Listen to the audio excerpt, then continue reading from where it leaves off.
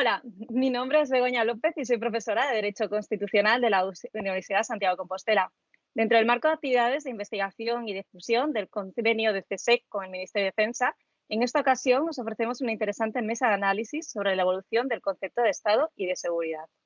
Agradecemos el apoyo del Instituto Español de Estudios Estratégicos, que nos ha facilitado el desarrollo de la misma. A modo de introducción sobre el tema, podemos subrayar que, como todos sabemos, la globalización ha supuesto no solo el desarrollo de una mejora de las vías de comunicación social y cultural, sino también la redimensionalidad de problemas que afectan a toda la humanidad, como son la crisis económica, la degradación del medio ambiente, la disputa por los escasos recursos naturales, el crimen organizado, el terrorismo, el control de flujos de refugiados o migración irregular, solo por destacar algunos de ellos. La incidencia del COVID, más allá de sus devastadores efectos sanitarios, ha evidenciado de forma más alarmante problemas estructurales que ya existían en los estados. La pandemia ha exigido la aplicación de medidas de emergencia que no solo obligan a la redefinición o incluso la suspensión de los equilibrios y controles institucionales ordinarios de los poderes estatales, sino que han puesto en jaque a los instrumentos de seguridad existentes, más aún cuando nos referimos a la garantía de los derechos fundamentales. A la hora de comprender la realidad que nos rodea, la única certeza a la que podemos partir es la de que ningún Estado o grupos de Estados pueden afrontar los problemas actuales de manera aislada. Es evidente que, por un lado, la existencia de diferentes modelos de organización político-estatal dificulta su actual identificación como fuente de poder soberano, ya que se extienden superando la distorsión política generada por la criminalidad organizada. Por otro lado, las amenazas multisectoriales superan el ámbito militar, lo que exige también una redefinición del concepto de seguridad que va más allá de su carácter territorial. Los nuevos retos a los que nos enfrentamos superan esas viejas categorías civiles, militares, de internos o externos. Como consecuencia del cambio de paradigma jurídico, político, social y económico y ante la hibridación de las amenazas estatales, hoy más que nunca se plantea la necesidad de perfilar cuál ha sido la evolución del concepto de Estado y seguridad. En este extraordinario contexto, veremos qué papel desempeña el Estado a la hora de generar la seguridad, si se trata de un rol protagonista o compartido con otros actores, incluso no estatales. Asimismo, analizaremos el papel que juegan las Fuerzas Armadas en este escenario, la importancia que adquiere la configuración de nuevos espacios subgobernados o la distorsión de la política gubernamental derivada de la configuración empoderada de la criminalidad organizada.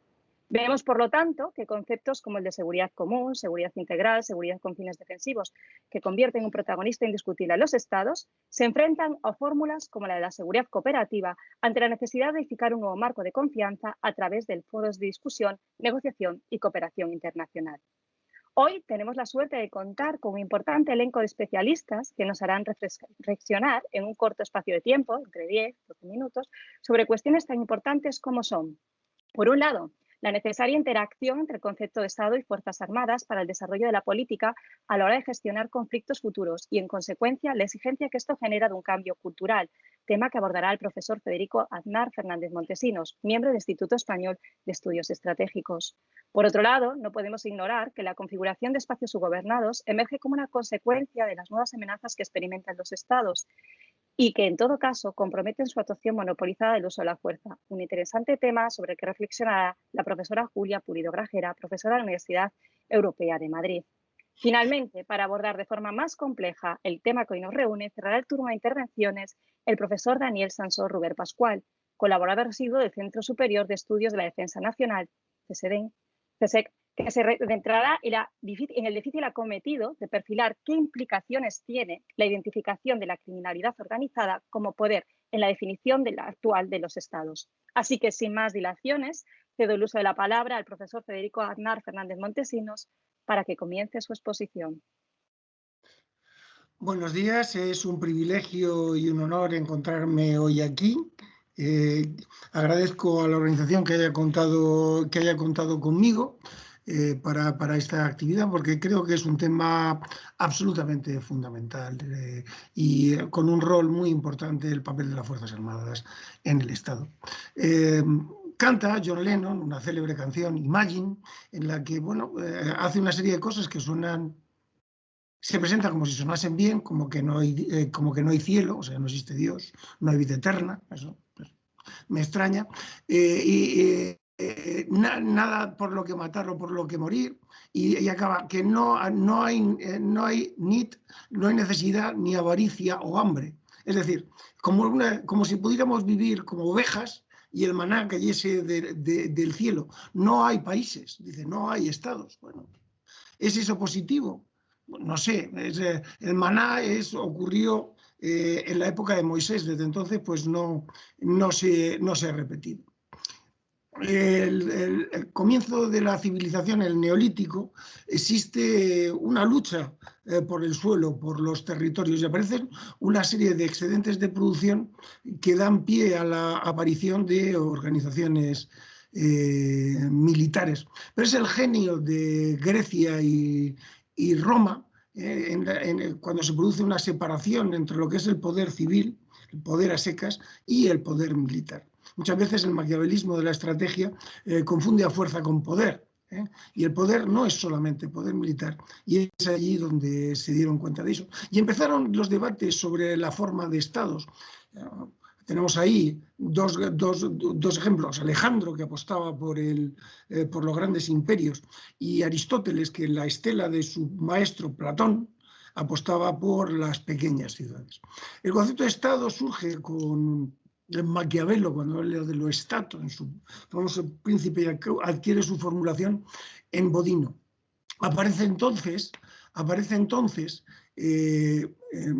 la idea de la artillería, ¿no? Aparece la artillería que obliga a disponer de más medios y a establecer un sistema burocrático que dé pie a unos ejércitos permanentes, y estos ejércitos permanentes desarrollan una institución, y es la agrupación de instituciones la que dará pie al Estado, teniendo a lo militar como un aspecto central, ¿no? Este es un pensamiento que nos plantea Tilly.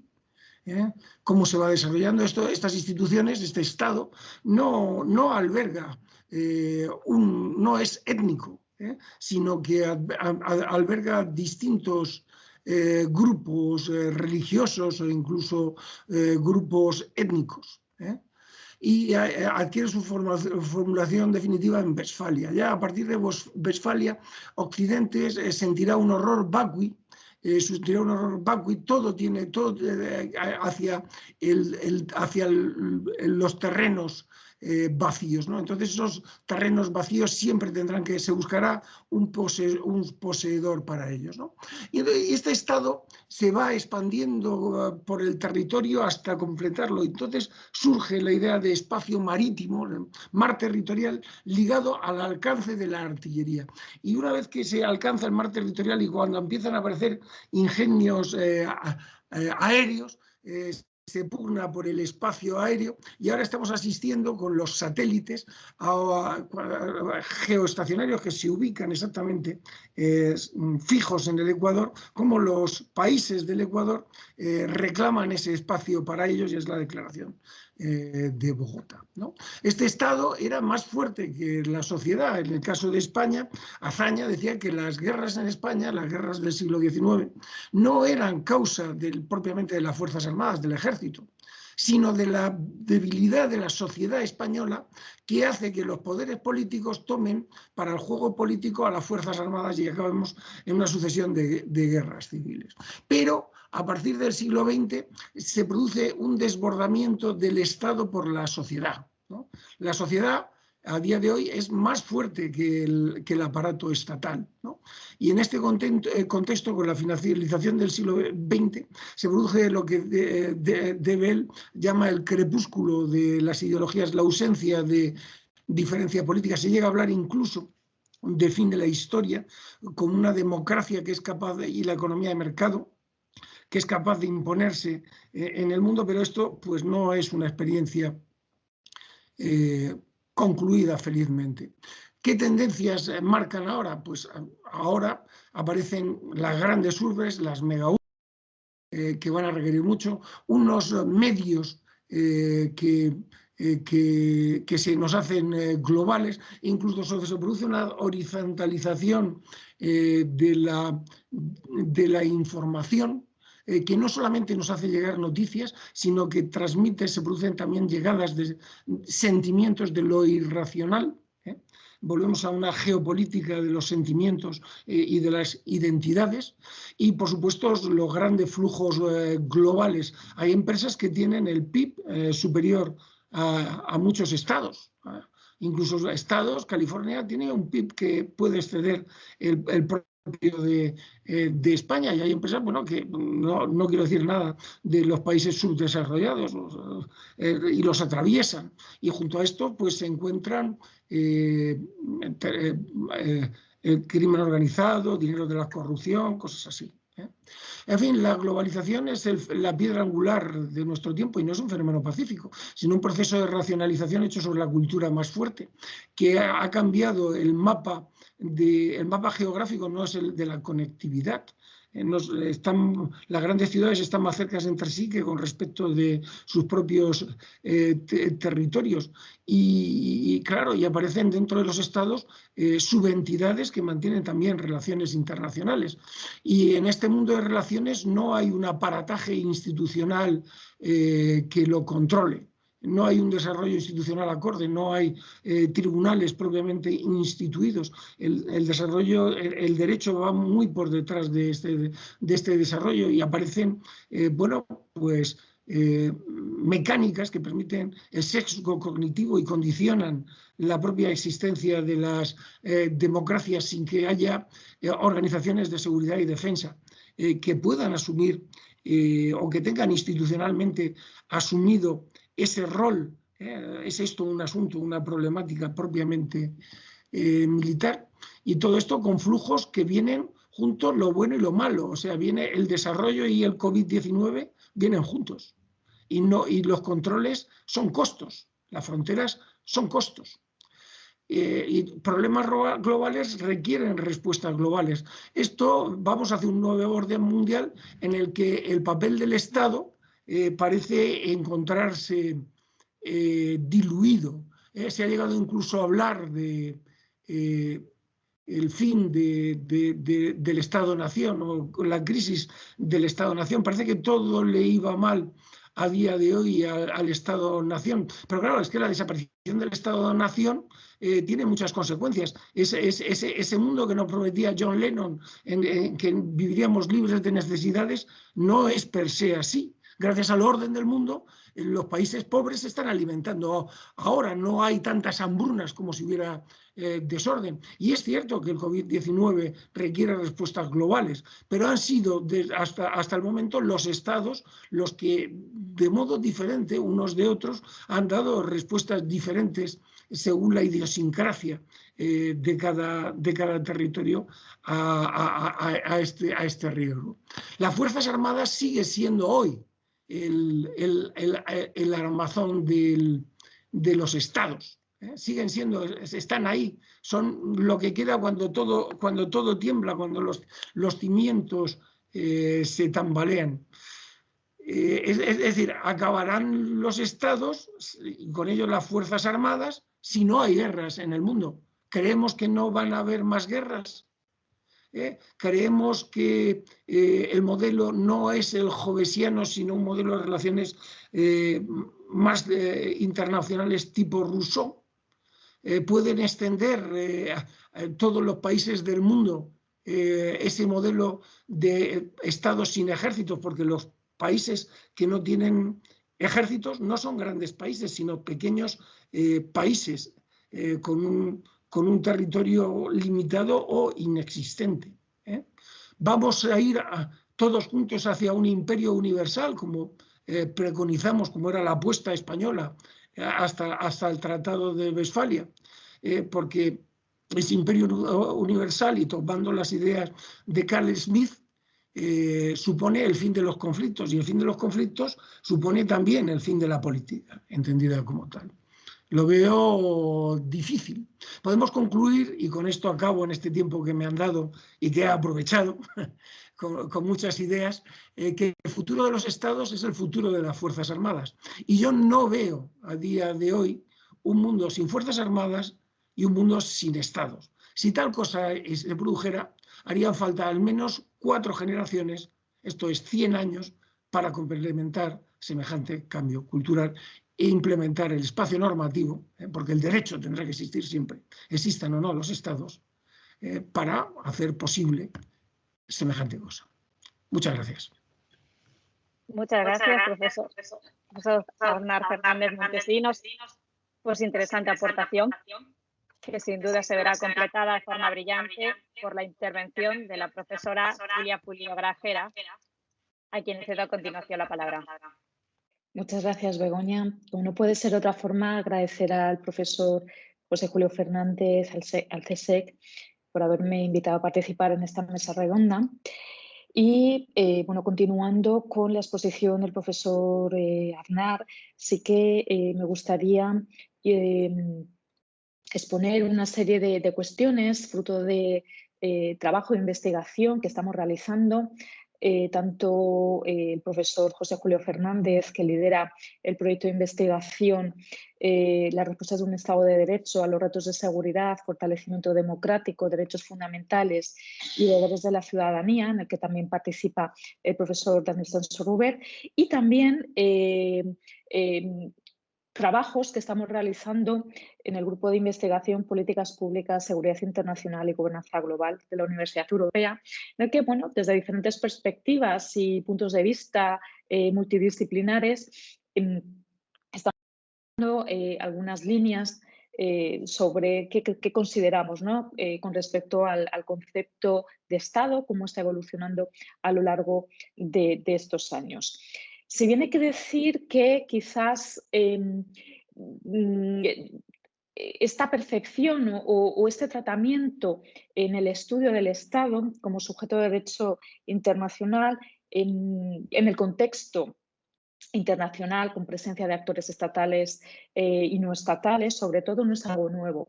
Ya autores como Hedley Bull a mediados de la década de los años 70 del siglo pasado ya avanzaban, ¿no? Algunos estudios en los que ya había una primera aproximación a conceptos como zonas grises, ¿no? En esa perspectiva, ¿no? En el que interactúan actores no estatales, actores estatales con unas características particulares, ¿no? Con unos objetivos distintos en un espacio y tiempo no definidos. En este sentido, bueno, esta es un poco la situación actual en la que nos movemos.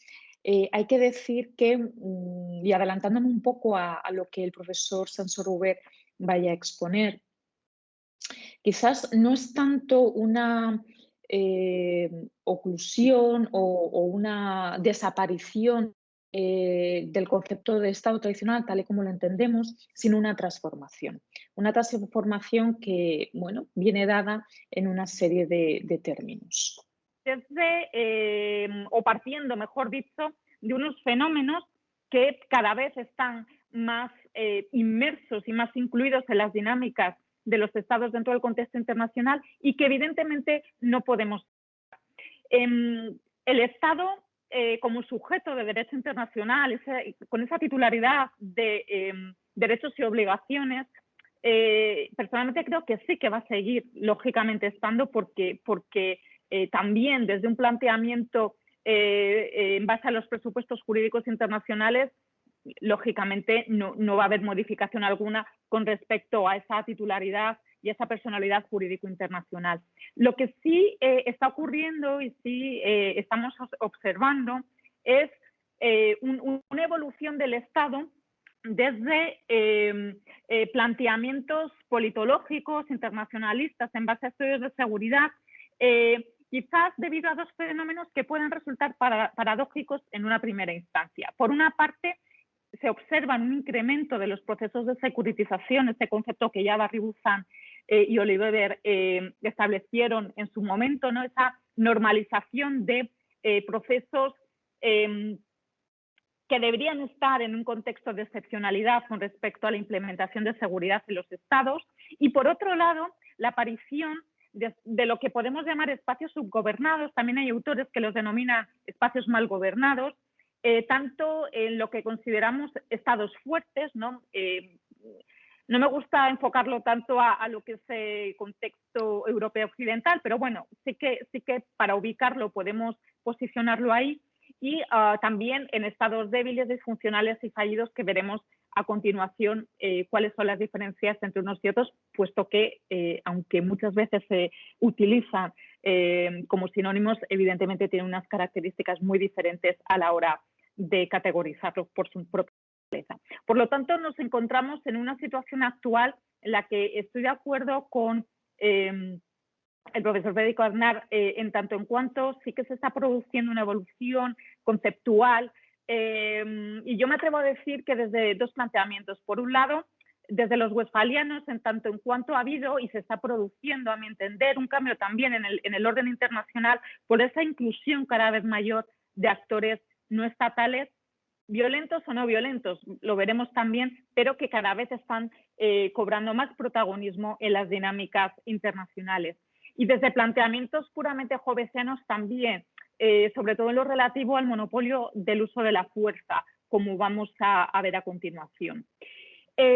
Todo esto está enmarcado quizás en un contexto de lo que el profesor García Cantalapiedra y yo abordamos en algunas publicaciones con respecto a la seguridad multidominio, en la que se incluyen lógicamente las zonas grises, en las que, bueno, pues coexisten amenazas de distinta, diversa naturaleza, con unos objetivos también distintos en un espacio-tiempo no definido, que van a actuar también en un teatro de operaciones que cada vez se va a volver más indeterminado, en el que los dominios tradicionales, tierra, mar y aire, van a extenderse a parámetros del ciberespacio y del espacio. Por lo tanto, tenemos esta situación en las que, por supuesto, como ya hemos mencionado antes, hay un incremento de esas políticas de securitización por parte de los estados, en la que esa excepcionalidad se convierte en la normalidad, y nos estamos encaminando a lo que Hermann Bull denominaba una desnaturalización del Estado en cuanto a sus funciones de monopolio, ejercicio del uso de la fuerza. En este contexto de existencia de actores no estatales, se observa que cada vez más se están arrogando funciones coercitivas. Podemos distinguir, por un lado, los actores no estatales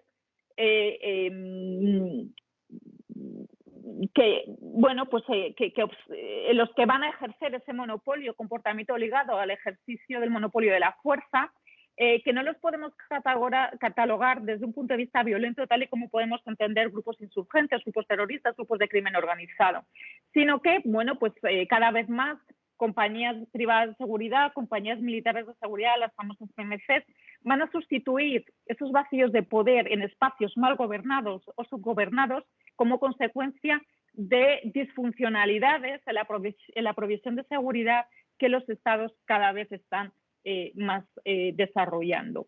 Con respecto a los actores violentos no estatales, los grupos rebeldes, insurgentes, hay diferencias doctrinales en la actualidad con respecto a cómo podemos catalogar o cuáles son este tipo de actores que actúan en el contexto internacional.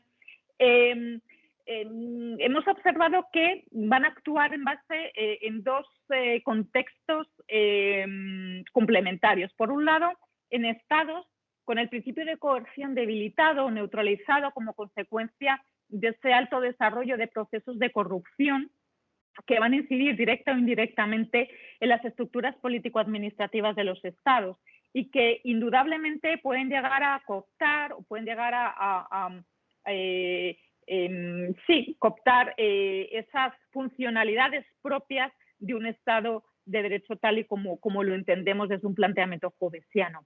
Y en segundo lugar, indudablemente en países con conflictos intrafronterizos, con unas características propias de guerra asimétrica, o conflictos de baja intensidad. En este contexto de incertidumbre, de inseguridad, de dificultad a la hora de categorizar la naturaleza de esos actores que forman parte del juego propio que tradicionalmente habían desarrollado los estados, nos encontramos con situaciones en las que, bueno, cada vez más es más sencillo catalogar, aunque, insisto, creo que es un tema suficientemente arduo y complicado como para tomarlo a la ligera, por lo tanto, es necesario tener quizás una doctrina común con respecto a lo que consideramos estados fallidos, estados débiles, estados disfuncionales. Desde este planteamiento, bueno, pues en términos generales, aunque, insisto, los debates doctrinales ahora mismo en académicos dentro de cuya especialización son los estudios de seguridad, han coincidido en que un estado fallido es aquel en el que las autoridades han perdido las atribuciones y funciones para las que el Estado fue creado. De estado fuerte, entendido como un estado en el que están consolidadas las instituciones administrativas con sistemas democráticos y, bueno, pues con las garantías de cumplimiento de los derechos fundamentales hasta la consideración de estado fallido, hay toda una serie de pasos intermedios o niveles que podemos categorizar. En este sentido, y sobre todo va en función también de las distintas disfuncionalidades, no solamente en términos burocráticos administrativos, sino también en la provisión de seguridad. Quizás podemos decir que la causa principal en esta conversión de estado fuerte a estado fallido o pérdida de funcionalidad propia de un Estado tal y como lo entendemos, un Estado tradicional tal y como lo entendemos, puede ser por la pérdida de legitimidad de sus gobernantes como consecuencia directa de la inacción en la asistencia a la población ante la consolidación de conductas violentas. Bueno, con este caldo de cultivo nos encontramos y para ello sí que me gustaría finalizar y ya cuando Begoña considere pasar la palabra al profesor Sancho, sí que me gustaría lanzar esa pregunta, ¿no? O esa reflexión de, bueno, realmente ¿qué fue antes, el huevo o la gallina, ¿no? Estos estados disfuncionales, bueno, en términos generales fallidos, que consiguen, ¿no? Que no exista esas estructuras político-administrativas.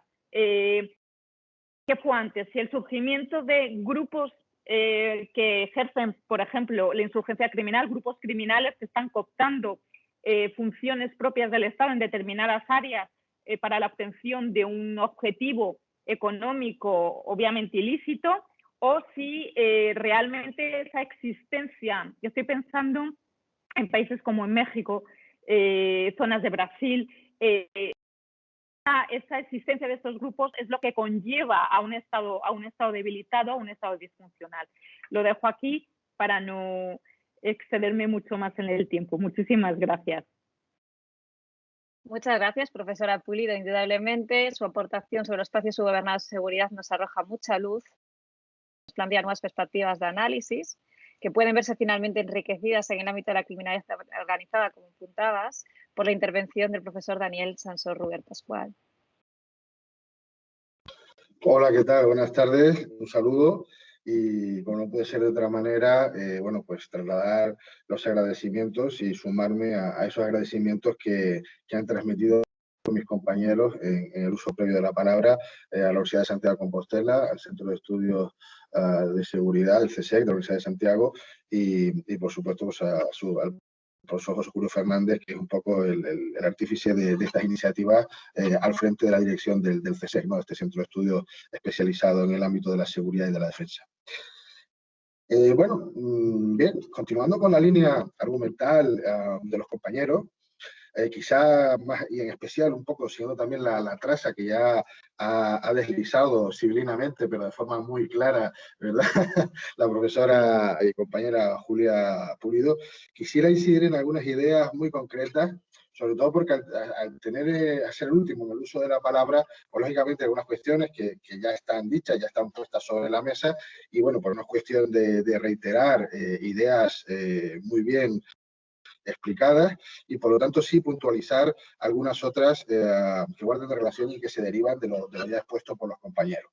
Básicamente quisiera resumir la intervención en 4 puntos. Voy a circunscribirme a 4 grandes puntos.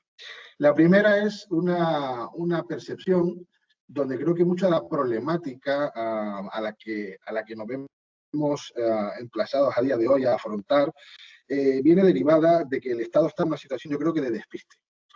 ¿Y por qué digo que el Estado a través de sus instituciones, y lo llevamos al ámbito de la seguridad y de la defensa, bueno, pues estamos en una situación un tanto de despiste porque, a mi juicio, nos encontramos en una situación, en un escenario, en un panorama, si quieren, de seguridad e inseguridad a caballo entre lo que sería el resultado de la confrontación, de la Guerra Fría, ¿verdad? Esa política de bloque, un escenario ya tardío, distanciado de esa Guerra Fría, con otro escenario que está aún por asentarse definitivamente, ¿no? Estamos con una suerte de transición aún indefinida, donde por un lado el Estado tiene que hacer frente a amenazas y riesgos puramente tradicionales, pero al mismo tiempo se ve impelido a tener que afrontar igualmente pues toda una serie de nuevos desafíos frente a los que precisamente, bueno, se postulan pues con esos cambios, con esa transformación en este escenario de seguridad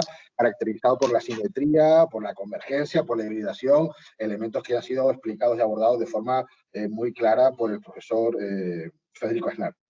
Por lo tanto, insisto, esta situación de ambivalencia hace que el Estado además no solo tenga que plantearse capacidades de respuesta frente a unas amenazas ya conocidas, frente a otras que están en formación, consolidación, e incluso haciendo un ejercicio de prospectiva en términos de seguridad y defensa también frente a todo aquello que esté por venir. Por lo tanto, claro, si eso lo llevamos a una situación donde hay una escasez de recursos y medios, pues lógicamente el Estado a la hora de configurar qué estructuras de respuesta o cómo amoldarse o cómo prepararse para afrontar los retos de seguridad y defensa que se le vienen encima, pues lógicamente creo que todavía estamos en esa situación donde no tenemos claro el quién es quién y cómo afrontarlo de la mejor manera posible. Por lo tanto, eso genera pues situaciones de inseguridad, de falta de maximización de los recursos y medios, y bueno, pues en general que el Estado pues no esté dando esa respuesta que se espera de él y que por lo tanto se cuestione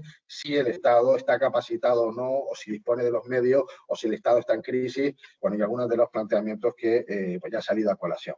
Yo creo que eso es uno de los grandes elementos explicativos que por lo tanto requiere por nuestra parte de un esfuerzo de investigación y de un esfuerzo de análisis para poner negro sobre blanco, y sobre todo un poco en esta línea es porque básicamente, como también ha sacado a colación la profesora Julia Pulido, básicamente hoy en día todo aquello que no somos capaces de categorizar o de explicar bajo ese abanico, ese rubro de actores armados no estatales, todo aquello que no somos capaces de identificar adecuadamente, pues lo catalogamos y lo categorizamos como un fenómeno criminal complejo.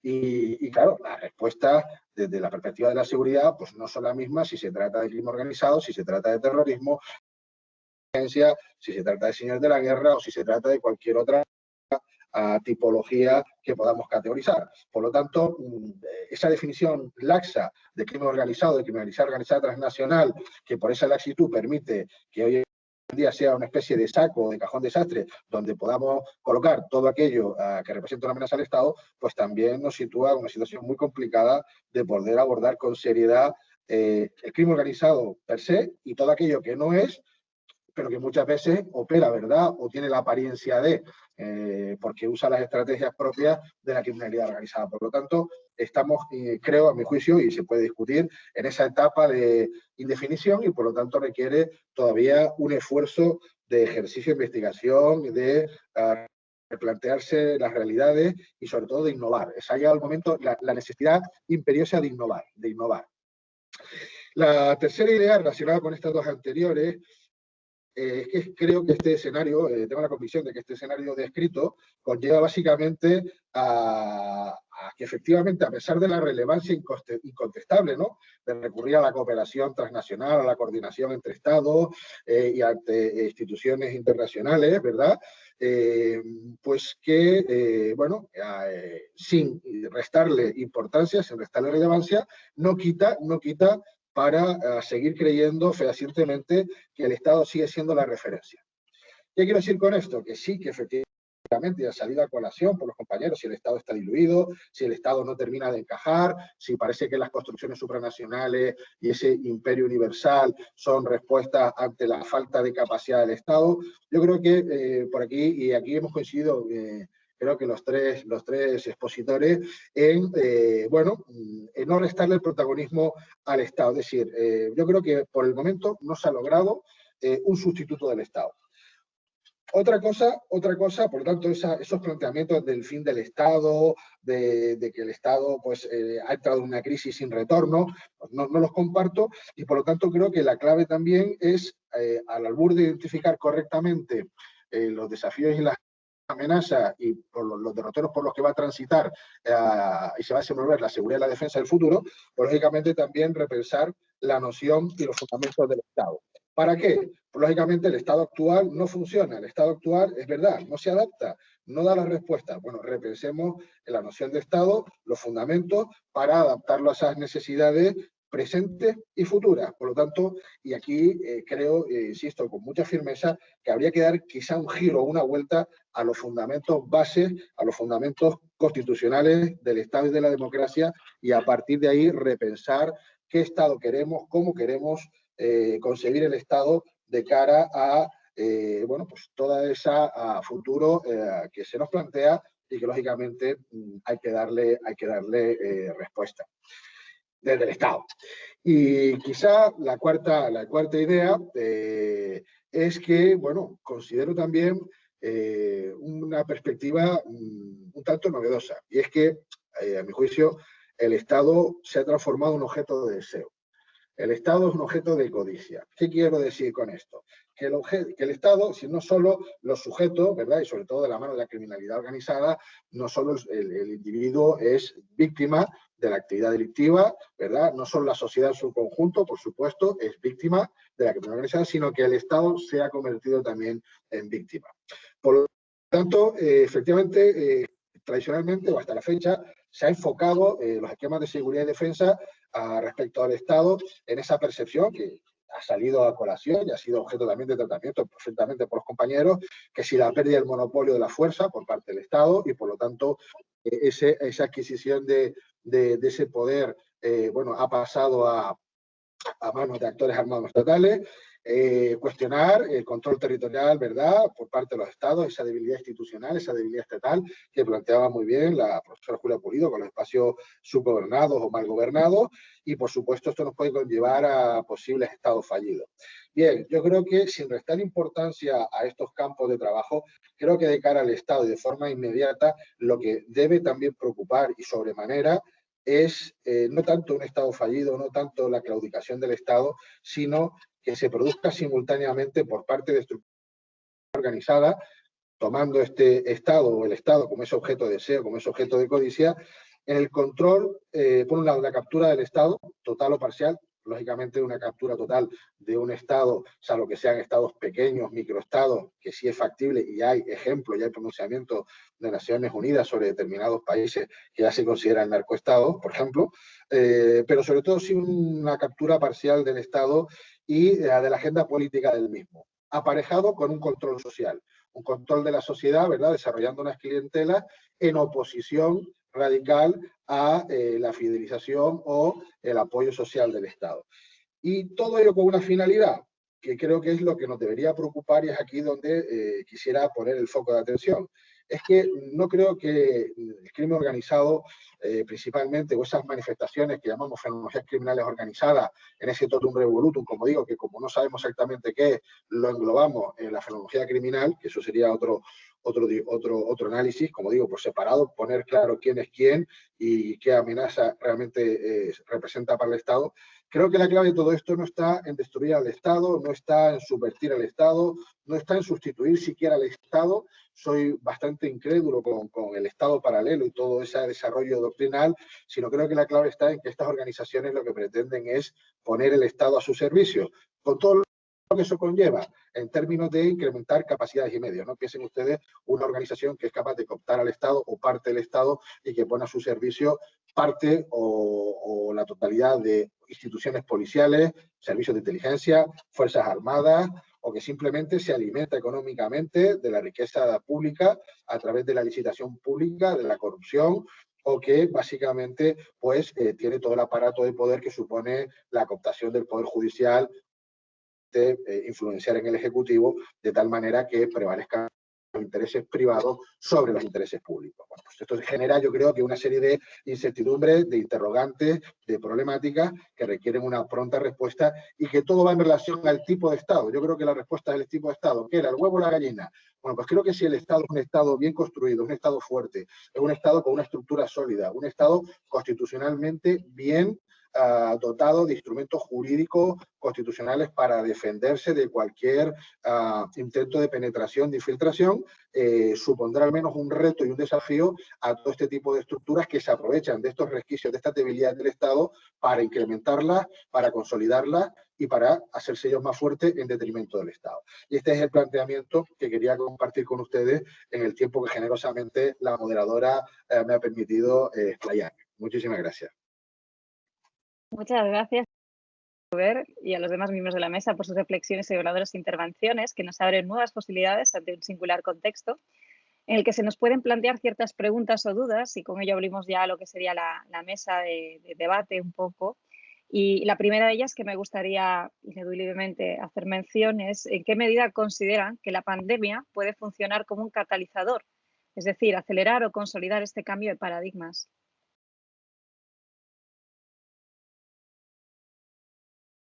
¿Quién quiere iniciar la intervención? Activamente. Si queréis,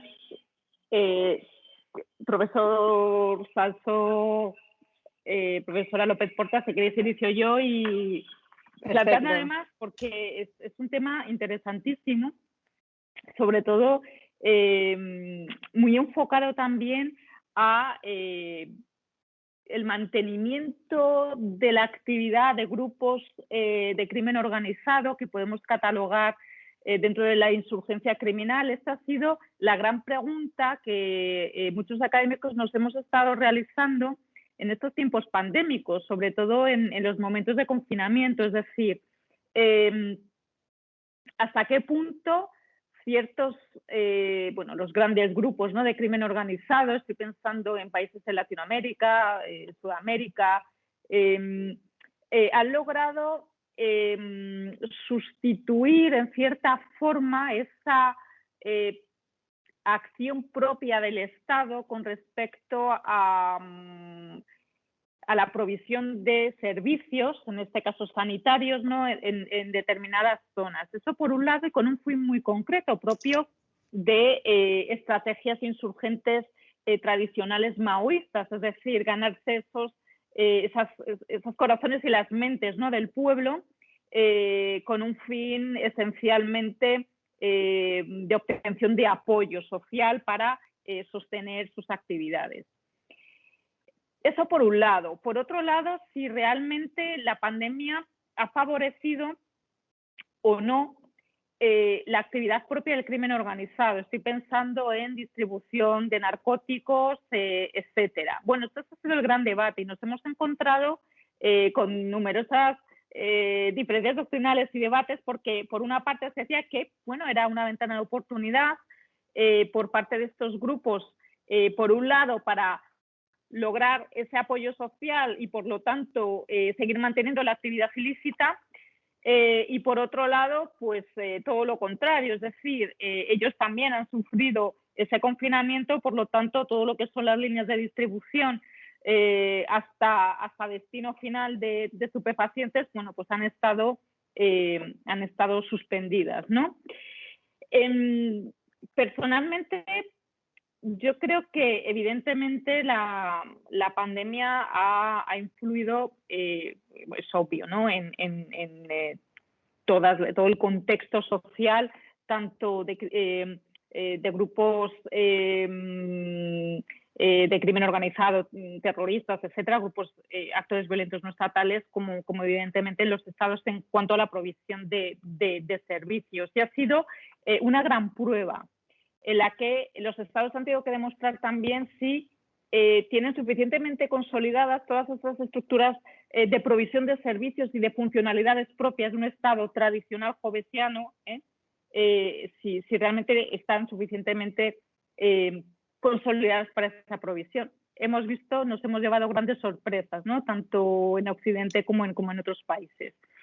No sé qué opinarán mis compañeros de mesa con respecto a esto, pero indudablemente sí, ha influido, obviamente. Es curioso, ¿no? Porque dentro de todas esas cuestiones relativas a lo que hablábamos de la situación de despiste del Estado, de definición, como se apuntaba Daniel Sansó, pues elementos también que se ponen en jaque en estos momentos han sido cuestiones como las relativas a la transparencia, ¿no? Y al control de la actividad llevada a cabo por parte de los propios estados. No sé qué opinan y qué medida esto puede también contribuir de forma negativa a esta conceptualización del Estado, ¿no? Si se me permite, yo creo, se me escucha, ¿no? Yo creo que la crisis, como nos ha afectado a todos por igual, en realidad ha sido como si no hubiera existido. Pero ha existido por la razón que nos apunta Julia, porque ha aprobado a los estados, les ha sometido a un test de estrés. La seguridad con la que vivimos no es natural y no es sostenible. Volvemos al concepto de John Lennon. John Lennon decía que no hay necesidades, no hay necesidad porque no existe el Estado, no existe Dios y el maná nos llega del cielo. Vivimos en un mundo en el que hablamos de derechos, pero derechos y responsabilidades y obligaciones van de la mano.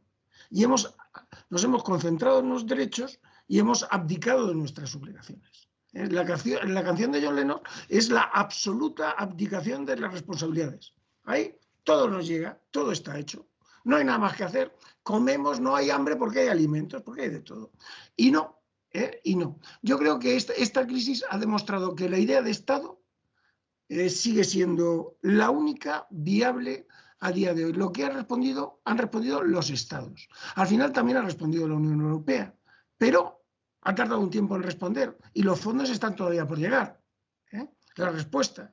Ha habido solidaridades, han habido cosas, pero la respuesta está toda por llegar. Lo que sí ha tenido respuesta ha sido el Estado. Y esta crisis nos ofrece estas, otra vez, cañones y mantequillas, en dos ámbitos, en el de las libertades y en el de la economía. La pandemia es, cerramos todo y entonces hay seguridad, pero entonces no podemos alimentarnos.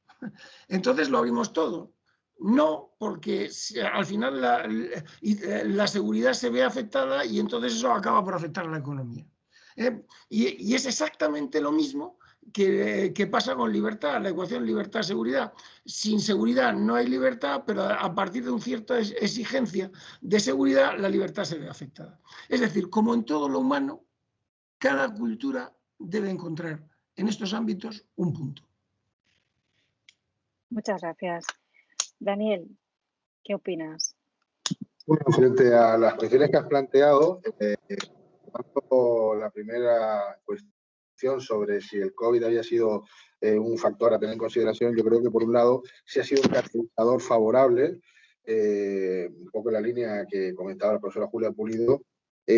No tanto o ahí no comparto con ella que se haya visto interferida las actividades criminales, por ejemplo, porque realmente lo estamos viendo, ¿no? Estamos todavía en una situación de segunda ola de pandemia complicada, con muchas fronteras cerradas, con la movilidad reducida de las poblaciones, y asistimos en España a una de las, un aluvión de inmigración irregular en las Islas Canarias, que lógicamente nos retrotrae a tiempos pasados de hace unos años, y estamos en plena pandemia, ¿no? Con todo lo que eso supone y con limitaciones no a nivel nacional, pero sí con cierres perimetrales de provincias, de ciudades, de localidades. Por lo tanto, ahí los flujos de narcotráfico, los flujos de tráfico ilícito, los flujos de inmigración irregular, yo creo que se mantienen, y ahí las organizaciones criminales no se han visto tan afectadas, pero si nos lo llevamos a un efecto positivo, sí lo encuadraría en una estrategia del crimen organizado y de todas estas organizaciones y estructuras alternativas al Estado y que disputan la permanencia o el control y el poder al Estado, en ese ejercicio de desacreditar al Estado, ¿verdad? Y lograr, a través de la fidelización, ampliar sus seguidores, su ámbito de clientelismo. ¿Cómo? se sabe, porque está identificado, que se está produciendo una penetración muy fuerte en el ámbito empresarial y en el ámbito comercial, porque el crimen organizado dispone de mucho dinero metálico, dispone de cash, y por lo tanto a nivel económico las ayudas que no están llegando por parte de los estados para mantener a flote determinados comercios, determinadas industrias, determinado sector empresarial, están apareciendo criminales organizados, crimen organizado, a través de testaferros como business angel, como inversores, y se están no solo invirtiendo y salvando mucho comercio a cambio de hacerse con él como parte activa, como socio, y lógicamente, como digo, también fidelizando para todas esas personas que están recibiendo esta ayuda. Desde el punto de vista material, también hay conocimiento que en muchas áreas geográficas del mundo la ayuda en cuestión de economía, de alimentación, de medicamentos, de pertrechos sanitarios, llega de mano de estas organizaciones y no llega de parte del Estado. Y finalmente, porque en otras áreas geográficas, controladas también por este tipo de organizaciones, la disciplina social se cumple porque ya se encarga esta organización de hacerlo, y no precisamente con multas que luego se pueden recurrir. Entonces, cuando hablan de disciplina social y distanciamiento, la gente no sale a la calle porque sabe que si no, el resultado va a ser mucho más contundente. Por lo tanto, creo que ahí sí que ha sido un elemento a tener en consideración, por un lado, compartiendo la idea de los compañeros, pero por otro, quizá puntualizando. Y en cuanto a la transparencia y a la situación del Estado, ahí comparto efectivamente con Federico Aznar la cuestión del equilibrio, ¿no? Yo creo que no podemos sobrevivir como sociedades modernas sin seguridad, pero tampoco sin libertades. La cuestión es alcanzar ese equilibrio aristotélico, ¿no? La virtud está en el medio, ¿no? Como decía este filósofo, y creo que aquí, bueno, pues está el gran debate de dónde encontrar ese equilibrio, que desde luego no es nada fácil, y la transparencia, pues bueno, es un elemento, yo creo que indispensable, que no se ha sabido conjugar bien, no sé si por desacierto de político, por desconcierto, o porque ha primado las cuestiones de Estado sobre la transparencia, pero creo que mal entendida, porque esa falta de transparencia, al último término, creo que lo que ha generado es desconfianza de la ciudadanía hacia el Estado.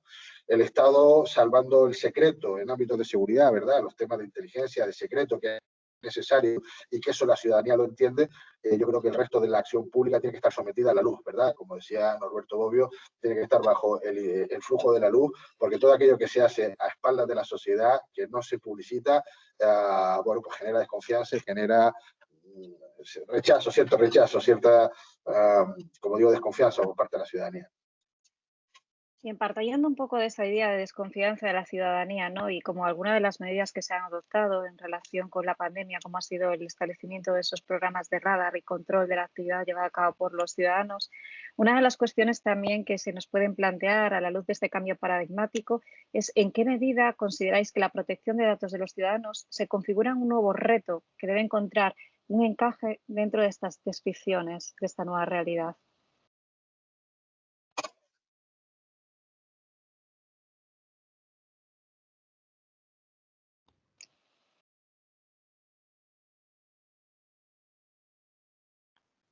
¿Queréis que comience yo? Sería magnífico. A ver, yo creo que esta pregunta también va un poco unida a la pregunta anterior con respecto a la transparencia, ¿no? Permitidme que me lo lleve más a mi terreno de internacionalista, ¿no? Y de más especialista en estudios de seguridad. Lo que sí que evidentemente se está viendo son esos procesos de securitización de los que antes hablaba, ¿no? Ante situaciones evidentemente que genera una percepción de incertidumbre e inseguridad extraordinaria hacia la población, y que las élites políticas, los gobernantes, bueno, pues lo utilizan, ¿no? Para implementación de unos procesos de securitización que van a unos fenómenos de lo que llamamos la securitización de lo militar y la militarización de la seguridad, ¿no? en términos muy amplios. Evidentemente, todo lo que son las políticas de control, ¿no? O de creación de procedimientos de control, ¿no? de seguimiento, ¿no? de personas infectadas por COVID y demás, que evidentemente requieren el cumplimiento y las garantías por parte del Estado de todo lo que es en nuestro caso, en el caso de España, la Ley de Protección de Datos, evidentemente es indiscutible, o sea, eso tiene que ocurrir. Y aquí nos encontramos también en ese debate de seguridad y libertad. Claro,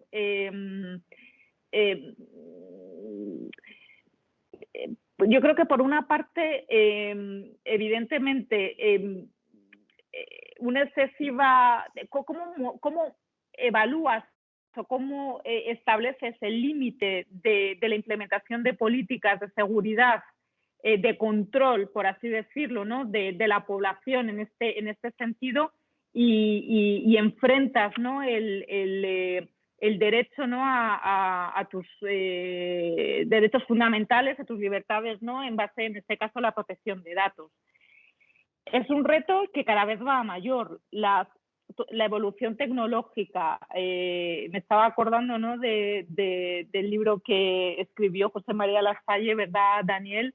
El ciberleviatán, qué es lo que nos vamos a encontrar en un futuro con esta evolución de las tecnologías y cómo tenemos que incluirlas o cómo los gobernantes tienen que incluirlas en nuestro corpus normativo. Este es otro reto. Antes hablábamos del reto de los estados frente a la pandemia. Este es un reto importantísimo y que no va a parar cuando finalice, ojalá que sea pronto esta situación pandémica, ¿no? Bueno, yo creo que sí que debemos hacer una revisión de procedimientos y evidentemente a mí me preocupa mucho que se pueda en un futuro los estados que puedan utilizarlo, los gobiernos de los estados de forma partidista o individualista en función de las necesidades, no del Estado, sino de los propios gobiernos, ¿no? Esa es quizás la preocupación que personalmente tengo con respecto a ello. Bueno, si se me permite, 3 ideas. Primero, aquí, bueno, los estados tienen vocación expansiva y tienden a ocupar todos los huecos. Lo veíamos, se expandieron por tierra, después cogieron el mar, el aire y el espacio, que ahora vamos a la batalla por el espacio, dicho sea de paso. Será el siguiente paso en conflictos internacionales. En relación, esto le llevará a tratar de acercar el problema a las necesidades del Estado. Habrá una tendencia a sobreregular, pero al mismo tiempo hay estudios que dicen que las tecnologías tardan de 7 a 10 años en ser sustituidas y la legislación va por detrás, tarda de 10 a 15 años en implementarse. Con lo cual hay un espacio ahí muy desregulado. El tema que se está planteando, el de la protección de los datos, es esencial, es nuclear, porque afecta a los derechos fundamentales. Es decir, si nosotros, estoy pensando en el libro Propaganda de Edward Bernays, un clásico de los años 40, ¿no? Edward Bernays fue un señor que consiguió expandir el tabaquismo diciendo que, entre las mujeres, diciendo que los cigarrillos eran antorchas de la libertad. Hay que ser perverso, ¿no? Entonces este Bernays decía que cómo iba a gobernar, cómo iba a haber una auténtica democracia si te podían sesgar la información y te podían alterar la información. La democracia requiere ciudadanos informados. Si el ciudadano no está informado, la democracia como poco se devalúa, hasta llegar a no existir. Estoy pensando en Orwell. Entonces, claro, el tema de la protección de datos se sitúa entonces en el centro de los valores y debe ser objeto de la máxima protección. O sea, tenemos que... no todos son narrativas. Yo creo que la cuestión de las narrativas y de los relatos y del sesgo cognitivo se ha puesto de moda y está siendo sobredimensionada. No hay tanto para hacer eso, pero sí hay de eso. El caso del Brexit, el caso de Trump, hay mucho de eso y tienen que tomarse medidas exquisitas, porque son aspectos que hay que ponderarlo mucho porque afectan al núcleo duro de lo que es una democracia y por tanto a la legitimidad del Estado, que no es poco. No digo cuáles son las medidas, porque no las sé, porque es una cosa tan importante que hay que ponderar. Las consecuencias y las reverberaciones son de tal nivel que tiene que ser objeto de un estudio muy en detalle y hecho en cooperación internacional, es decir, no solamente de España, sino a nivel europeo, para que las decisiones de otros contribuyan a la legitimidad de todos. Tiene que ser objeto de atención a nivel europeo, porque afecta propiamente a lo que es Occidente. Y lo dejo ahí. Muchas gracias. Daniel, ¿tú qué opinas? Bueno, pues de forma muy breve, bueno, me alineo totalmente con lo que acaba de decir Federico Aznar y lo llevándolo al terreno de la calidad de la democracia. Yo creo que como tenemos que asumir que vivimos, valga la redundancia, en la sociedad de la información y que la información es poder y que además tenemos que hacer frente a situaciones y a retos de desinformación, ¿verdad? De los fakes. Pues hilándolo con la transparencia, yo creo que aquí no es que sea un uso bueno o perverso, sino es el uso que se le da al instrumento de, bueno, de control tecnológico o de obtención de datos de las personas, es decir, el destino, para qué se va a usar, quién lo va a gestionar y el destino final, una vez que ya no sea útil, qué pasa con toda esa información, si se destruye, si no se destruye, qué es lo que sucede con ella. Si en base a la transparencia la ciudadanía está, como decía Federico Aznar, perfectamente informada y hay toda una suerte de controles y de garantías orientados a la protección de los derechos y libertades fundamentales para que no haya un uso espurio o un desvío en el empleo de toda esta información, pues creo que bueno, pues la sociedad puede asumir que para obtener determinados niveles de seguridad, pues hay aquí en determinados momentos acudir a estas nuevas tecnologías, pero siempre y cuando, insisto, desde esta transparencia última, donde el ciudadano sepa que, bueno, que va a haber un control y que va a haber un uso adecuado de esa información y cuando deje de ser útil o ya no sea necesario, que no va a seguir implementándose la obtención de información o el seguimiento del control, sino que esas garantías sean operativas, ¿no? Por lo tanto, yo creo que se puede convivir perfectamente siempre y cuando haya estos equilibrios y estas garantías y controles, como digo, en estos ámbitos de las nuevas tecnologías, ¿no? Que no deja de ser también un reto importante para el Estado en meter mano a este melón, para la coloquialidad, de cómo hacer factibles y reales precisamente esos controles y esas garantías para salvaguardar ese núcleo duro que ya se ha dicho de los derechos fundamentales y de la esencia de la democracia, ¿no? Del Estado de Derecho. Sí, quizás, como habíamos comentado, uno de los problemas fundamentales que se mantuvo, por ejemplo, en el caso de la legislación española, ¿no? Es que los decretos aprobados ya en el mes de marzo, una de las primeras medidas que se adoptan es la suspensión, ¿no? De lo que sería el principio de transparencia y la necesidad de rendición de cuentas. Hace poco venía comentándose en prensa que los requerimientos que se habían presentado al Ministerio de Sanidad pues solamente habían sido atendidos desde el mes de marzo hasta el mes de octubre. 17, de los 17, solamente 2, 15 habían dejado de ser atendidos por parte de la Comisión de Transparencia. Entonces, quizás el problema que redunda en todo ello es, como comentabais antes, en una propia desconfianza del ciudadano, ¿no? Porque todas estas medidas que se adoptan sobre la ley de transparencia, de buen gobierno, exigiendo, como decíamos, una rendición de cuentas de parte de los estados que generen una confianza ciudadana. Si lo primero que se ve quizás en momentos como el de ahora, ¿no? Es poner en jaque, poner en duda esos controles, pues el efecto que se genere es un efecto Lampedusa, ¿no? Que la desconfianza ciudadana pues incremente, porque las medidas que se ven que se han adoptado pues se ven que no generen ningún tipo de resultados, sino todo lo contrario. Parece como si no es necesario su cumplimiento, ¿no? Y entonces en esa medida también puede abrirnos la vía a ver en un futuro, por lo tanto, dejar aquí el debate abierto y con ello daríamos conclusión, porque ya nos tenemos en tiempo, que vemos que hay muchísimos temas que podríamos seguir abordando, a ver qué ocurre, ¿no? Es decir, cómo el ciudadano, pues al final, pues hace frente a toda esta situación y cómo se ve inverso en este sentido el cambio, la configuración de estos nuevos modelos de Estado y esta configuración del Estado a futuro. Por eso mismo, no querríamos concluir esta mesa redonda sin agradecer a todos aquellos que os encontráis al otro lado de la pantalla de ese dispositivo electrónico vuestro interés. Y lo que pretendemos con esta actividad es que os sirva de ayuda para comprender, como podemos ver, la complejidad de una realidad que nos rodea en un contexto tan singular como es el contexto actual. Y simplemente, pues concluiría, como y es un tópico típico, el agradecer la atención de todo aquel que se encuentra al otro lado de los barras de unos y de ceros en la pantalla digital.